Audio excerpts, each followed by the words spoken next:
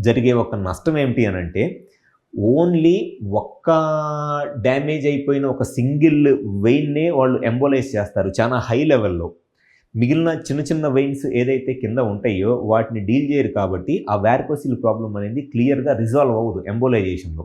కానీ micro surgical వారికోసిలెక్టమీ చేసేటప్పుడు కరెక్ట్‌గా ఈ టెస్టిస్ పైన ఏదైతే వెయిన్స్ డ్యామేజ్ అయిపోయినాయో ప్రతి ఒక్క వెయిన్‌ని కూడా మనం లైగేట్ చేస్తాం కాబట్టి మైక్రో సర్జికల్ వారికోసిలెక్టమీలోనే ఎప్పుడైనా సరే వారికోసిల్ కి ప్రొసీజర్ చేపించుకుంటే బెస్ట్ రిజల్ట్స్ అనేది ఓన్లీ ఈ మైక్రో సర్జికల్ వారికోసిలెక్టమీలోనే ఉంటాయి.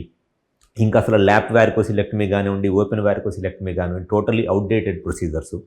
సో వారికోసిల్ ప్రాబ్లమ్ ఉండి పిల్లలకి ఇబ్బంది పడతా మీరు ఆ వారికోసిల్‌కి ట్రీట్మెంట్ చేయించుకోవాలి అనుకుంటే ఉన్న దాంట్లో best and most sophisticated solution ఏంటి అనంటే మైక్రో సర్జికల్ వారికోసిలెక్టమీ అండ్ ఆ సర్జరీ చేసేటప్పుడు కంపల్సరీగా ఆపరేటివ్ మైక్రోస్కోప్‌తో పాటు ఈ ఇంట్రా ఆపరేటివ్ డాప్లర్ ఉంటుంది. ఈ 2 యూజ్ చేసి సర్జరీ చేస్తేనే అండ్ బెస్ట్ రిజల్ట్స్ కూడా వస్తాయి. మా దగ్గర విజయవాడలో ఖచ్చితంగా ప్రతి పేషెంట్‌కి నేను సర్జరీ చేసేటప్పుడు ఆపరేటివ్ మైక్రోస్కోప్ యూజ్ చేస్తున్నాను పేషెంట్‌కి చూపిస్తాను.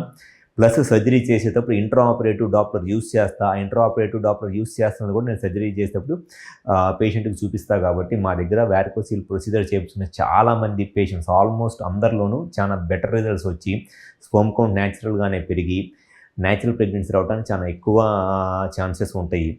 సో మాకు విజయవాడ, వైజాగ్, రాజమండ్రి, నెల్లూరు మరియు కర్నూలులో బ్రాంచెస్ ఉన్నాయి.